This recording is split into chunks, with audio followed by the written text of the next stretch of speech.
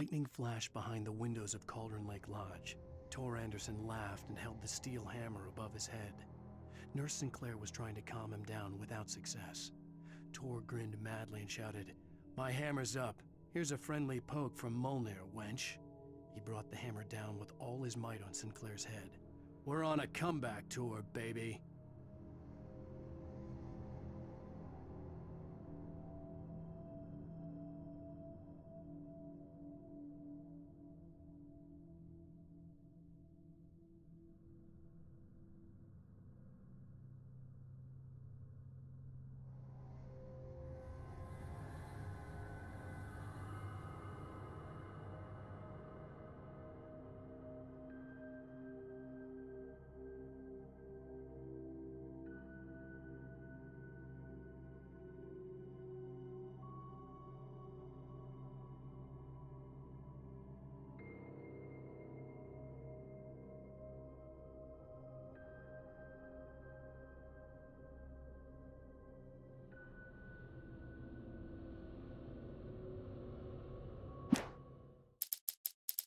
Maud had checked all of Stucky's rental cabins.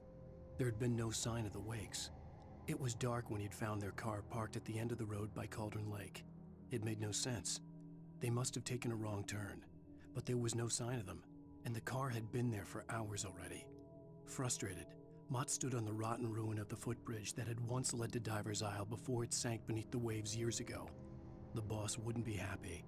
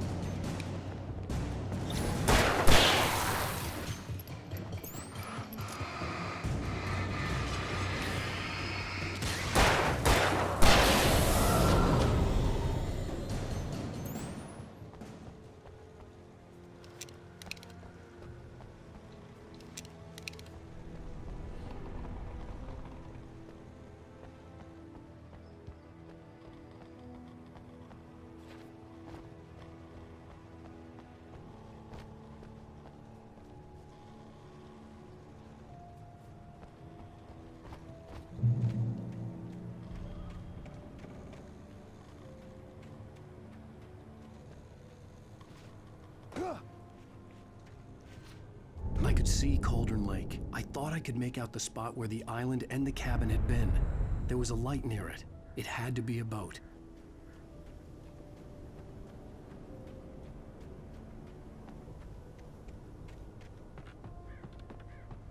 I was close now. I had to get there fast. I dreaded what I would find. Wait! Are you? Wait! Hey, I'm here! I'm coming! No! Get away! I'm sorry. Please, lady. The boss didn't know who he was messing with. I didn't know. I swear, I didn't know. We don't have a wife. We don't know where she is. She's probably drowned. We just said we had her to make him play ball. You see? To get him writing for us. Please. Please. Oh. I'm sorry. Please don't hurt me. Ah! Ah!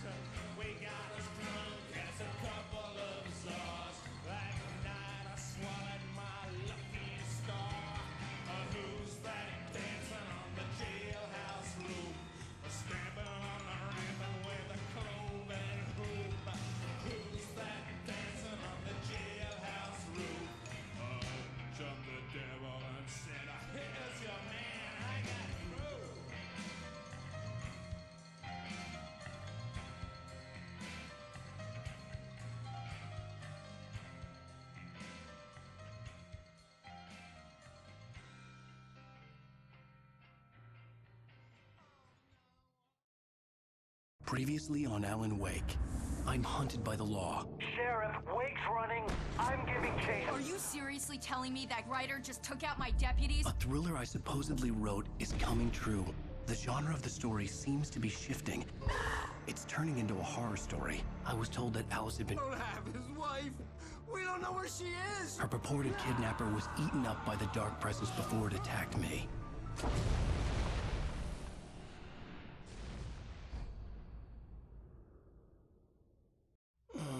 Alan, shh, baby. It was just a nightmare. Alice. There you go, Alan. Hartman. I fell. I had to give you a sedative. Don't fight it. You went through another rough period. What?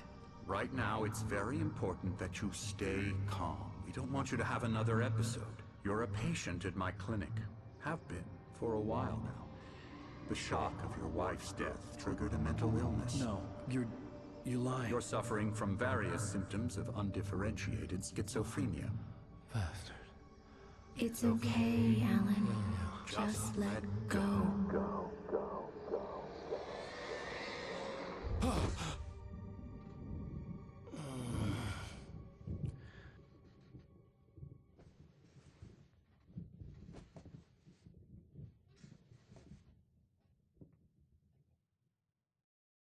I felt groggy.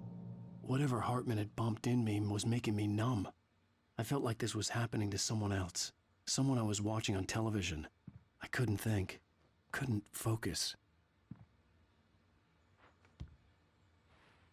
The door was locked. I was a prisoner here.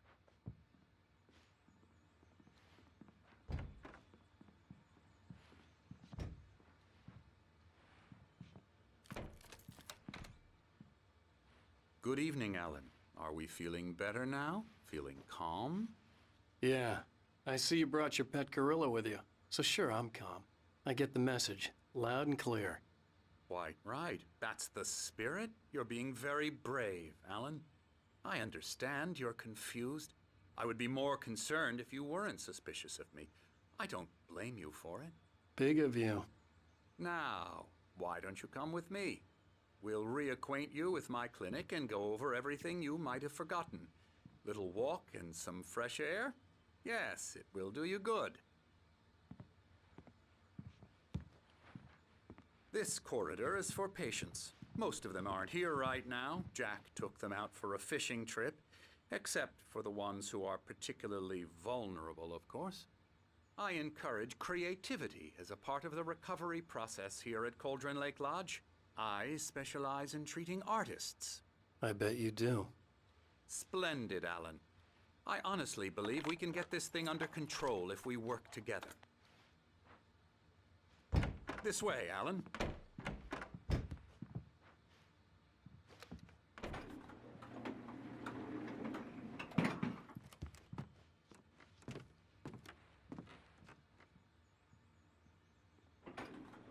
Now, Alan, from past experience with you, I know I need to get right into the heart of the matter as quickly as I can after an episode. So I'm just going to say this. Alice is dead. No. You're in a very vulnerable state until you understand and accept this. Alice drowned, and you couldn't face that. You're suffering from hallucinations, paranoid delusions, unusual thinking, an obsession about light and darkness, a feeling that everything revolves around you, your thoughts and dreams. Your mind has constructed an elaborate fantasy scenario in which your writings are affecting reality. She has been kidnapped, and supernatural forces of darkness are trying to stop you. We go this way, Alan. I wasn't ready for another shot, so I went along with it. He had to be lying. But under the influence of the drug he had given me, I had to fight not to believe his words. It's all in your head. You've been making it up. Apart from the tragic accident with your wife, no one has been killed.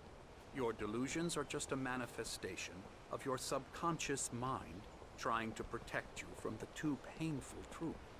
Unless we fight the fantasy, it will return. I know the instinct is to resist me, but think about it. Doesn't this make far more sense than the insane supernatural conspiracy you have concocted in your mind? You're a skeptic by nature, Alan. We both know this. Everything can be explained logically.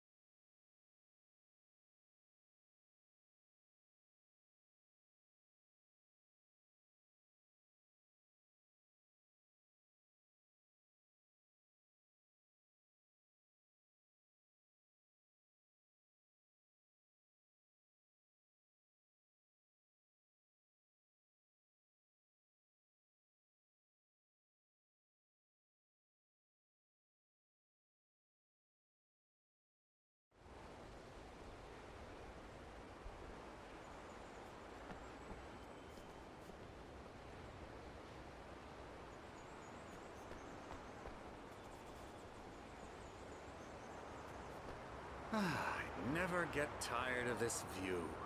Very inspiring, isn't it? Cauldron Lake spread below us. I could see Mirror Peak on the other side of the lake. I thought I could make out the spot where Diver's Isle had been when I arrived with Alice. Now there was nothing but waves. It seems there's a storm coming. Funny, I don't recall there being a mention of that in the weather forecast. Well, no matter. This way. Follow me. Alan, what I'm telling you is good news. Right now, we're in control. Every time you have a relapse, it gets more and more difficult to resurface from the dark depths of your imagination. Not surprising, considering your profession. Imagination is what you work with. After all your nightmares, this should come as an immense relief to you. If it doesn't, why is that? Because I'm lying? Or because you don't want to admit that you're not well? It's very natural for you to think of me as your enemy. It's part of the illness. I let him talk. After all, Hartman I'm the obviously one loved trying his to own bring you voice. out of the His world words you've echoed constructed madly for inside yourself. my head. But I can't dug my do nails it into by the palms of my myself. hands to stay You need focused. to work with me.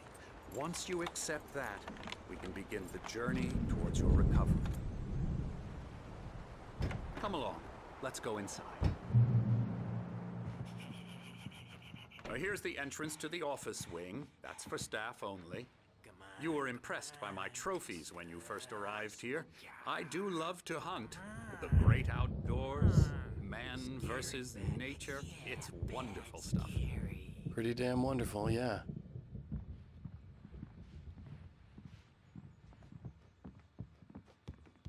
Scary, scary, scary.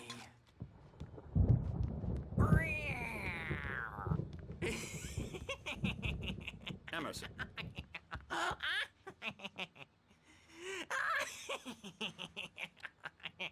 I'm a real bad dream, mister. You should be afraid of me. Don't want to run into me in the night, that's for sure.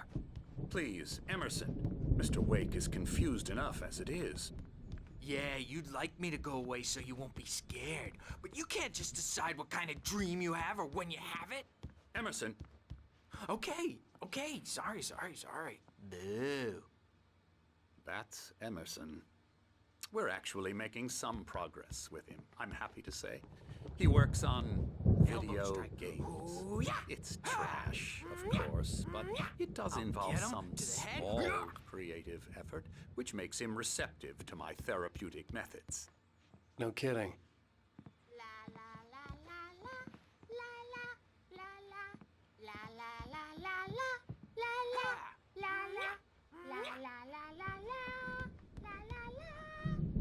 Now, you might have noticed the typewriter in your room.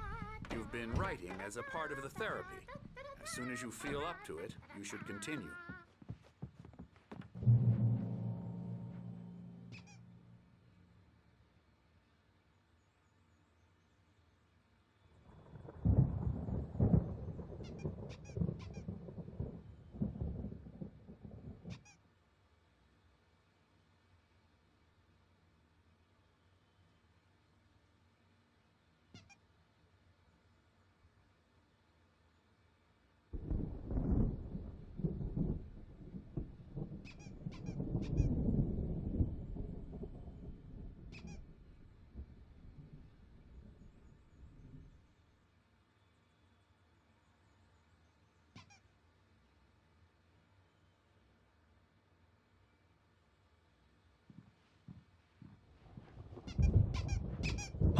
rheumatism's killing me. There's a storm coming. Oh, what a storm. I hope it wipes this place off the face of the earth. And these two are the Anderson brothers, Odin and Tor. They had a, how should I put this? A heavy metal band in the 70s and 80s called Old Gods of Asgard. They even adopted new first names to complete the image of Viking gods. After the band broke up, they lived on a farm nearby. They are, well, in advanced stages of dementia. They're well cared for, TLC and all that. There's nothing more that can be done. I'm afraid that the rock and roll lifestyle has left its mark. Oh, that won't do. I'm so sorry to cut this short for now, Alan. The power has been acting up. I'd better go check on it. We'll continue this soon. Meanwhile, when you feel up to it, return to your room and try to write. It really is for the best. Don't you think? I'd like to bash his head in with a hammer. Oh, he'd love to fish out our secrets, but he has no clue. He's not crazy enough. Not crazy like us, Sonny. Yeah! Being crazy's a requirement, Sonny. Who else could understand the world when it's like this? It takes crazy to know crazy. That's the sanest thing I've heard in a while. Zane! You're all right, Tom. Hey, we like him, don't we, bro? He's got to go to the farm. The Anderson Farm. Valhalla! We wrote it all down, lest we forget. A crash course. All you need to know to get your head right. You need to find the message. Here, Sonny, here's something for you. Gave me a rash, but I kept it safe from these bastards.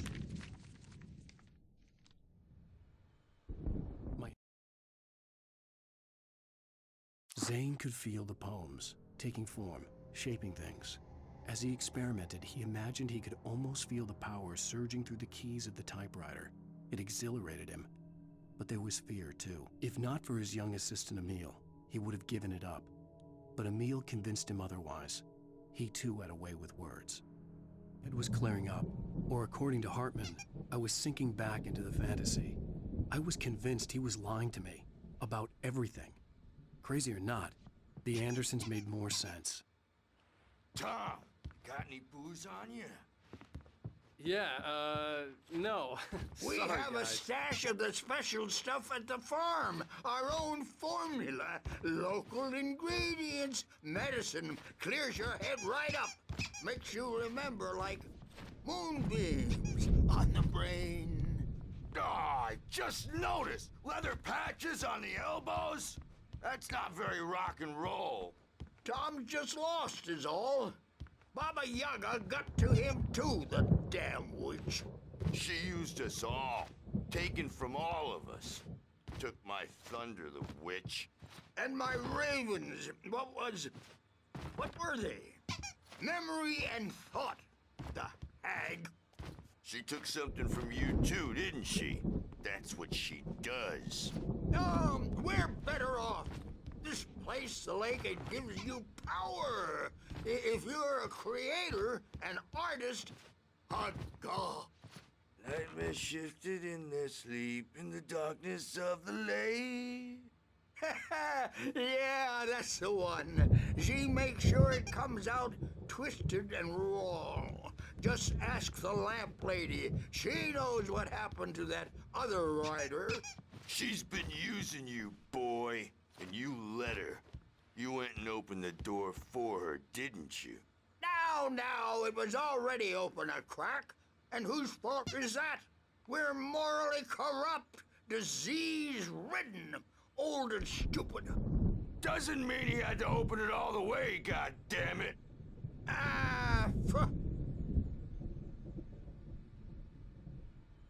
So tired. Built the farm close to the lake. A place of power. We had parties there, man. You You should go there and have a party. That Bob Balder through the window hit that hippie chick in the back of the head. 15 stitches and a concussion. Bob's dead now. Leukemia. Stitches, snitches, and narcs, man. Bad scene. I'm tired, man. Yeah, good thing he's not overreacting or anything. Well, he's the boss. I may need a hand here later on, Birch. The storm's bound to make you-know-who jumpy. You know how they get. Gotcha. Doc's got me looking after Wake here, but holler if they get too rowdy. I'll do that, Birch. Hey, Wake, why don't you humor Dr. Hartman and give the writing a shot, huh? Typewriter's in your room. You can get to your room by those stairs, Wake. Everything else is a blur. I'm trapped in this cabin. Have been for days, but it's always dark outside. My editor is real. I saw her again. She's not human. It's not human. A dark presence is wearing the old woman's face. She was covered in clinging shadows. There's a hole in her chest where her heart should be. I think I've made a horrible mistake. I don't think I'm any closer to saving Alice. It's been lying to me, using me to get the story it wants, and the story will come true.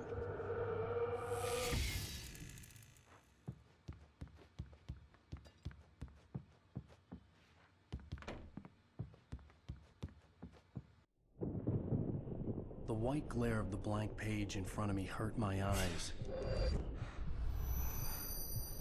My hands began to shake uncontrollably. Everybody, calm down. Put that down. Bert, I need help. Hey, Wake, you stay here. I'm gonna go see what's up. You just keep doing what you're doing. Be cool, okay?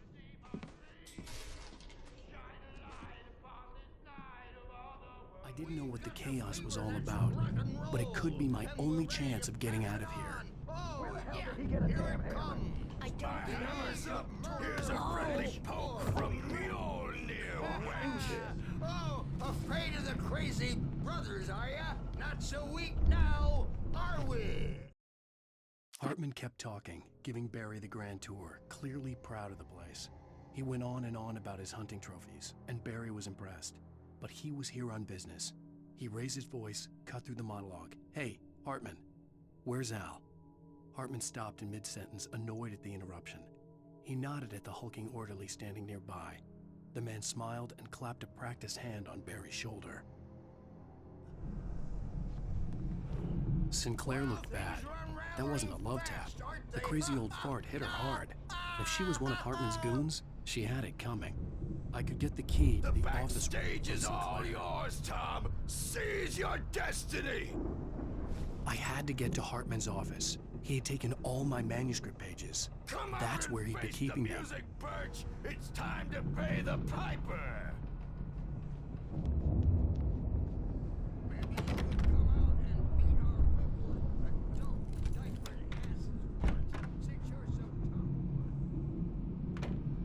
The photo on the wall caught my attention. In it, the clinic staff was standing outside the lodge. I knew the man next to Hartman. He was the kidnapper. Hartman had been playing me all along. The markings on the tape said they were recordings Hartman had made at the sessions with his patients. I saw Alice's name on one of them. For a moment, I couldn't breathe right.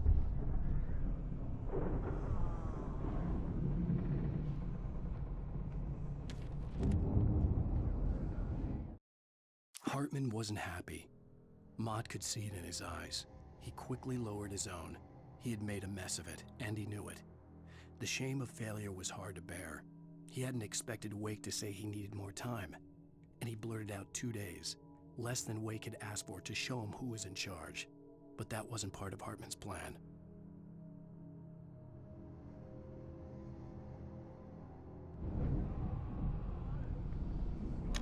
Now, Mrs. Wake, can you tell me about Alan's problems?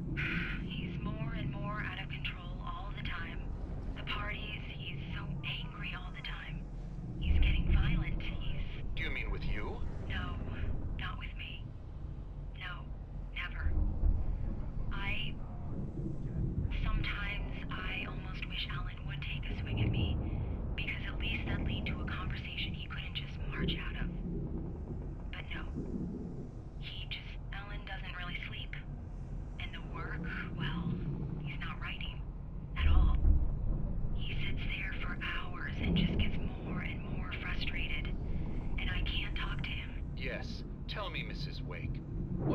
say to him if he'd listen? I don't know. I want to say, I look at you, and it's not you. Just some stranger who resembles you. Looking out from behind your eyes, and I don't like that guy much. And now it's all gonna go to hell. But you don't ever say this. No. I've tried, but he's not listening. He's too deep in his own problems, always going on about something else. I'm so afraid I'm gonna lose him, and we're not even talking anymore. He doesn't let me in anymore. He just keeps me in the dark. I'm so alone here, even when he's home. Please help me, Doctor, because I'm at my wit's end. Well, if you can just get him here, I'll absolutely do my very best. Yeah, but Doctor, you need to be careful with him. He's not just going to listen to you and cooperate. He's the most stubborn man I've ever met. Well, I'll be sure to bear that in mind. Hearing her voice, what she was saying made me happy and sick and guilty all at once. Worst of all, I recognized the words. The phone call from her. It had been a cut-up of this. Just a recording. Rudolph Lane's case is interesting. He was completely blocked, and frankly, I was about to discard him as useless. However, once Wake arrived and started writing, something changed in Rudolph. He's producing extraordinary work, increasingly dark pieces. Unfortunately, he doesn't respond to direction at all, and it's my belief that he's not so much a creator as an illustrator, perhaps, a recorder of sorts. I hadn't considered the existence of such a role before, let alone its implications, but the paintings he has produced are informative. At least he's easily controlled and useful. I wish I could say the same about Wake. It's frustrating that the best subjects are always so damn difficult to deal with. Not buying that. I was tailing Wheeler, and this is the only place he could have gone. That means Wake is probably there too! Agent Nightingale. This is private property, and I will not allow you to disturb my patients. Yeah? I can get a warrant. How'd your fragile little patients like that? Oh, I'm thoroughly intimidated by your mighty authority now, Agent. Listen, you smug snob. How would you like it if I busted through this gate and knocked you around a little? Agent Nightingale, first of all, I'm recording this conversation, so you might want to watch what you say. Secondly, you're not dealing with a hick now. I know the law, and if you can get a judge to grant a warrant, I'll be glad to cooperate. But you won't get one. Be advised that any further communications with me are to be made through my lawyer. I don't believe this. Good day, Agent. Yeah.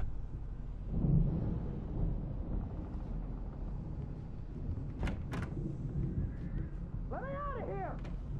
Hartman, do you hear me? I'm gonna sue your crazy quack ass to shreds! Seriously! Barry? Ow! About time! Barry, man, am I glad to see you. We need to get to Hartman's office. It's right next door. You okay? Yeah. I mean, no! The cops found me at Rose's trailer, but they didn't hassle me too much. I'm obviously a victim in this, and I demanded to be treated as such. Or else I'd sue their asses. Speaking of asses, that Fed gave me a real hard time, but I had no clue where you were. That guy's crazy, Alan. But he let me go, and then I get a call from Hartman, that son of a bitch, who tells me you're here, and I should come pick you up, but when I got here, 2 goons clobbered me and stuck me in there. What's with the cutout? I stole it from the diner to piss off Rose after what she did to us. That'll teach her. Yeah, that's a harsh punishment. Come on, pal, we gotta get going.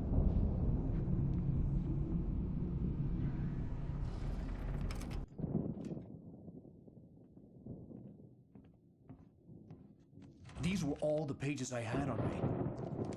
And more.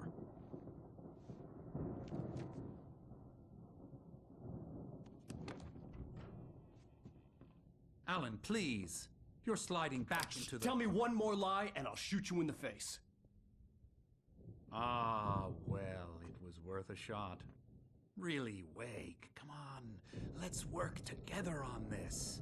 You have no idea... Hartman, shut up! Barry, get out of here. I'll catch up with you. Get a car. Oh, Al, let's just... Joe! Wake, listen to me. This is a mistake. Don't you see? Together we can create something absolutely wonderful. With your ability and mine.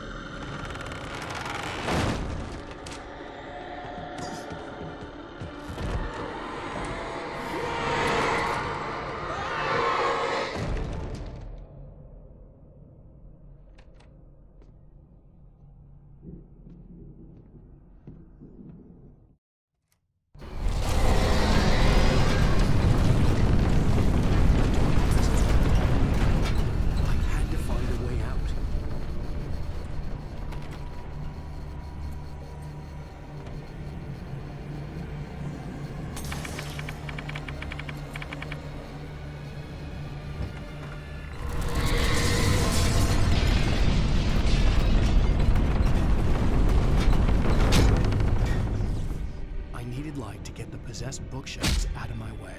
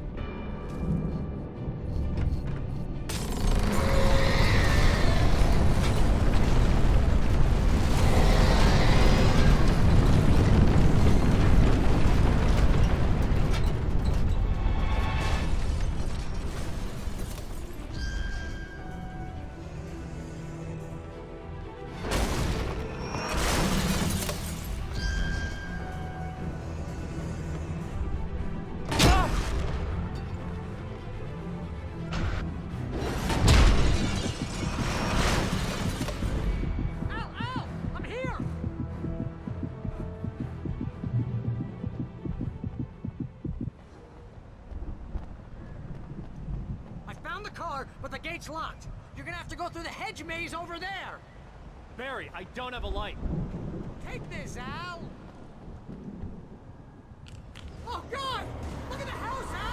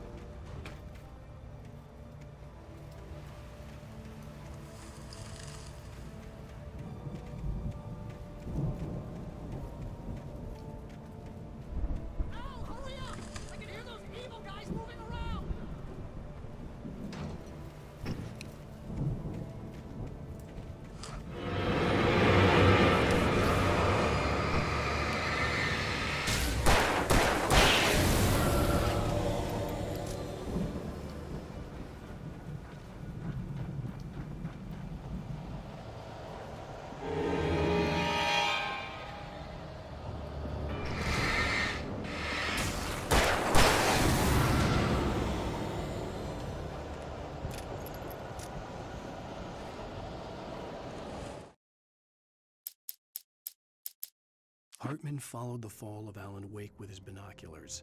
When the rider hit the water, he ordered Jack to take the boat to him. The spot was easy to see in the dark, even with all the extra lights in the boat. The flare floated and kept burning even in the water. Jack turned the radio louder as the engine sputtered. The music was rough and clanking, something the Anderson brothers would no doubt have enjoyed. But Hartman chose to ignore it. Wake was finally within his reach. Hartman knew he was no creator.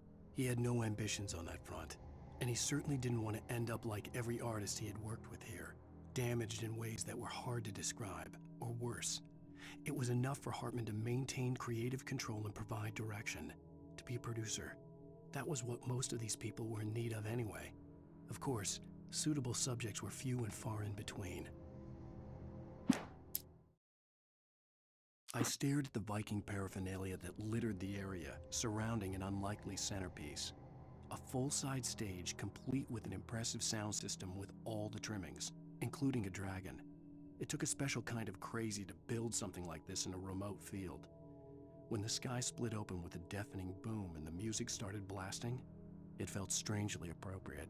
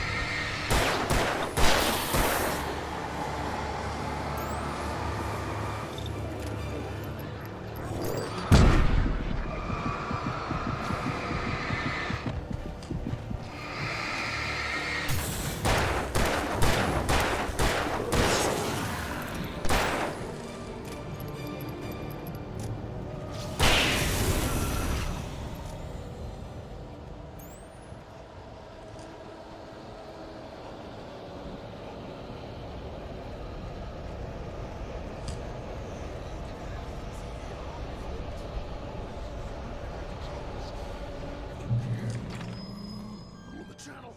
We'll turn it off. We don't want any fighting. It makes me mad.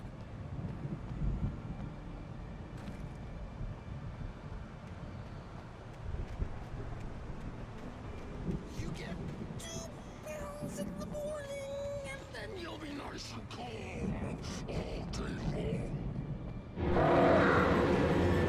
You get 3 pounds in the evening. And then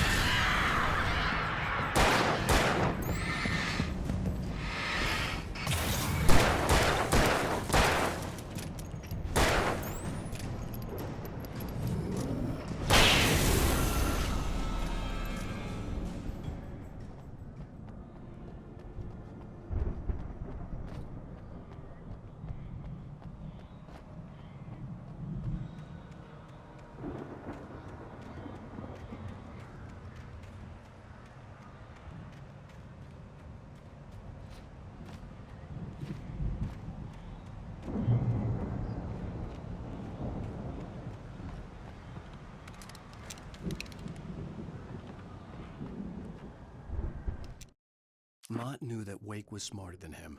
Wake had more money, a beautiful wife, everything. And Hartman said Wake was important. That made him better than Mott.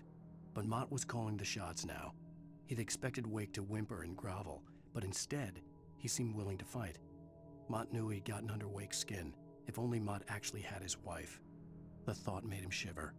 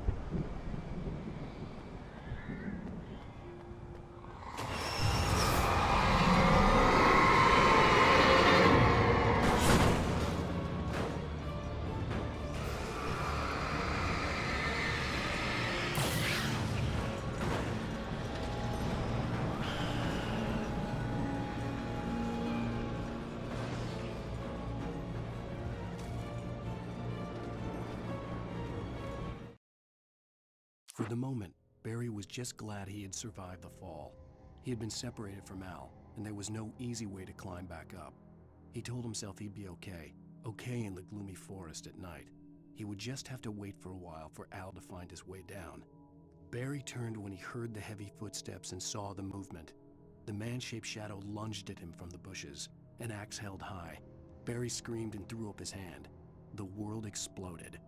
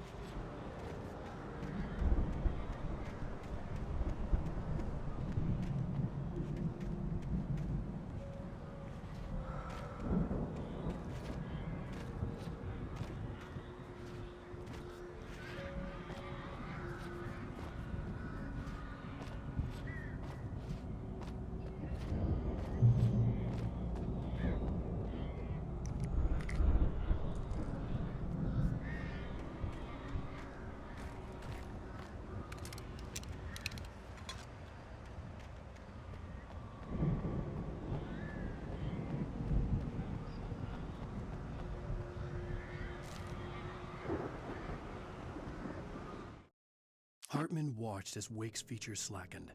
The man was bullheaded, no doubt. Even lying on the bed, he'd almost broken Hartman's nose the second time. But with a little time, he could break Wake down, give him proper direction. Wake was easily the most promising subject he had had. Well, since Tom, really. Sleep well, Alan, Hartman whispered with a smile. Let me take care of you. He sniffed hard to clear his throbbing nose, swallowed blood, and barely tasted it.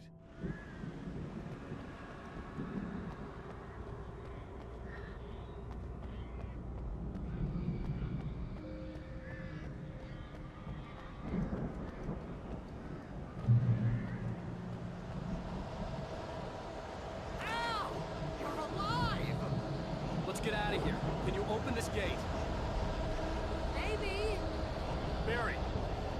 Well, I slammed it shut when the Nasty showed up, and the key fits kind of loose in the lock, so, Barry! I'll find it. Don't worry about it.